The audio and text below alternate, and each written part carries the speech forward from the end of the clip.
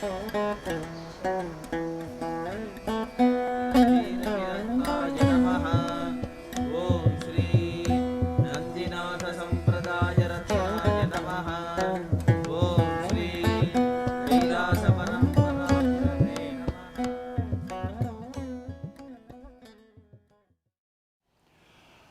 a recent teaching journey, I met Ravindran, who was raised in India but had lived in the West for many years.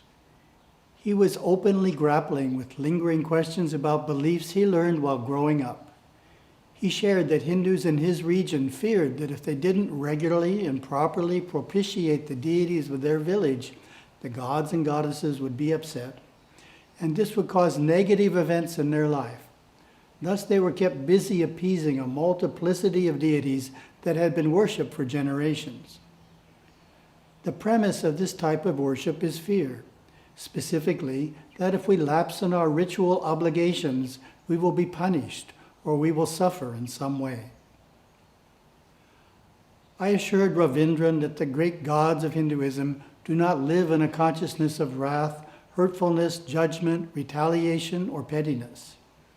They are beings of love and light, showering their blessings on each of us, regardless of our failings, frailties, and omissions. With this belief as its cornerstone, Hinduism is a joy-based religion in which one never need fear God, never worry that God will be offended or exact some punishment if we do not perfectly perform our puja. Worship in its highest sense is an outpouring of love. God is love, and nothing but love. My Gurudeva Sivaya Subramanya Swami affirmed, Hinduism is such a joyous religion, freed of all the mental encumbrances that are prevalent in the various Western faiths. It is freed of the notion of a vengeful God. It is freed of the notion of eternal suffering. It is freed from the notion of original sin. It is freed from the notion of a single spiritual path, a one way. Ravindran told me more about his village's belief. When negative events occurred, such as the death of a child, a flood, or a sudden illness, the elders looked for lapses in the mandatory rites, believing that the deities must be penalizing them for neglecting some aspect of the worship. He hoped that a better understanding of the nature of the gods would help overcome such superstition. Hindu philosophy teaches that all events in our life, be they positive or negative, are the result of actions we performed in past lives. A distressing situation is a self-created misfortune, not a punishment from God. Life itself, taking place within the realm of duality, is a playground of natural forces, a classroom for embodied souls to experience joy and sorrow, elation and depression, success and failure, health and sickness, good times and bad. The divine beings who reside in the deeper realms of consciousness are always there to assist embodied souls in their journey through samsara.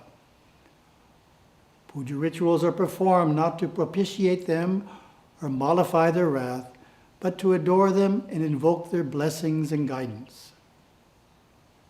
Ritual appeasement does have a scriptural purpose to protect against the negative energies and efforts of astral entities who actually do seek to upset the lives of embodied souls. Gurudeva taught that the best way to guard against such malevolent beings is to build a positive spiritual force field by invoking the protection of higher and more powerful benevolent beings, the gods of Hinduism. Astral entities are powerless where there is harmony, cleanliness, and close communion with the gods and their devas. On that same journey, a teenage boy, leaning forward in earnest, asked, "Do I have to worship all the deities in the temple, or can I focus on just Lord Ganesha? I am finding that by keeping a singular focus, I am getting much closer to him. I'm beginning to form a connection that I've never had with any of the other deities. Deep respect, but you need not strive to feel as close to that deity as you do to Lord Ganesha." In Sanskrit, the deity of one's most pious attention is called Ishta Devata, literally cherished or chosen deity. Vaishnavas may choose among many divine forms: Vishnu, Balaji, Krishna, Radha, Rama, Lakshmi, Hanuman, and Narasimha, as well as the shaligrama, a black-colored fossil found in the sacred river Gandaki. Smartas traditionally choose their Ishta from among 6 deities: Shiva, Shakti, Vishnu, Surya, Ganesha, and Kumara, or any of their traditional forms. Shaktas, who worship the divine as the goddess Shakti, may focus on one among the many forms, from the furious Kali to the benign and graceful Parvati or Ambika. Saivites direct their worship primarily to Shiva, as represented by the shivalingam, Nataraja, and Ardhanarishvara. Many Saivites choose Lord Kartikeya, also known as Murugan or Skanda, as their Ishta Devata. My Gurudeva, a staunch Saivite, taught us to worship Shiva as the supreme god, while starting with the worship of Lord Ganesha, who is the closest god to the material plane of consciousness, most easily contacted, and most able to assist us in our day-to-day life and concerns. An analogy to friends is helpful. Teenagers have many friends, but it is common to have one best friend with whom we share the most intimate and personal details of our life. Having an Ishta Devata is like that, and the feeling we should have toward that divinity is the same as the feeling we have for our best friend. Holding a singular focus helps us to draw closer and closer to that deity. Another approach to understanding the deity's compassionate nature, and in the process ridding ourselves of any lingering fear, is to think of the god or goddess as the parent and ourself as the child. In fact, the deity is the perfect parent, because no matter what we do, he, she always sends us blessings and love. When we make mistakes, he never becomes angry or punishes us. The deity's love is perfect love, existing at all times, in all circumstances, for all souls. In developing a closeness with the deity, we eventually discover and bask in that perfect love. The Tirumandaram affirms this idea. The ignorant foolishly say that love and Shiva are two, but none of them knows that love alone is Shiva. When men know that love and Shiva are the same, love as Shiva, they ever remain. In giving talks on the topic of love of God, I often share the similarity of the Vaishnava and Saiva concepts. In the Chaitanya school of Vaishnavism, for example, bhakti is seen as progressing through 5 stages: neutrality toward God, servitude toward God, friendship with God, parental feelings for God, and relating to God as a lover to the beloved. Saivism expresses a parallel concept. The first stage is called the Dasa Marga, path of servitude, with the soul relating to God as servant to master. In the second stage, Satputra Marga, our relationship is as a child to his parents. In the third stage, Sakha Marga, God is like a friend. In the fourth stage of maturity, called Sanmarga, or true path, God is our dearest beloved.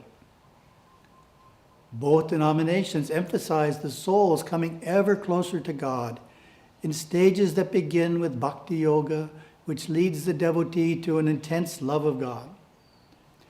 Some common bhakti practices are Shravana, listening to sacred texts and stories of God; Kirtana, singing devotional hymns and bhajans; Smarana, remembering the presence and name of the divine. This includes mantra repetition. Padasevana, service to the holy feet, which includes serving humanity. Archana, attending ritual worship in the temple and attending or conducting worship in one's home shrine. Vandana, prostrating to the deity. And Atma Nivedana, complete self-surrender. Bhakti Yoga develops qualities that make communion possible, such as love, selflessness, and purity, leading to self-effacement and surrender to God. It is in this idea of the need for surrender, prapatti, that the members of all sects merge in oneness. We know that we have attained prapatti when we effortlessly know that everything that happens is due to the grace of God and not our own actions. There is no trace of fear in this mode of worship. In a letter he wrote to a young man, our Paramaguru Yogaswami explained the unity perspective to be held not only toward God, but toward everything.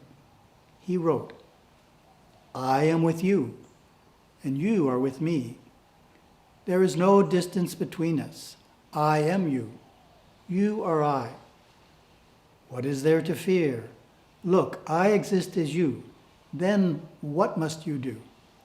You must love. Whom? Everyone. To speak more clearly, your very nature is love. Not only you, but all are pervaded by love.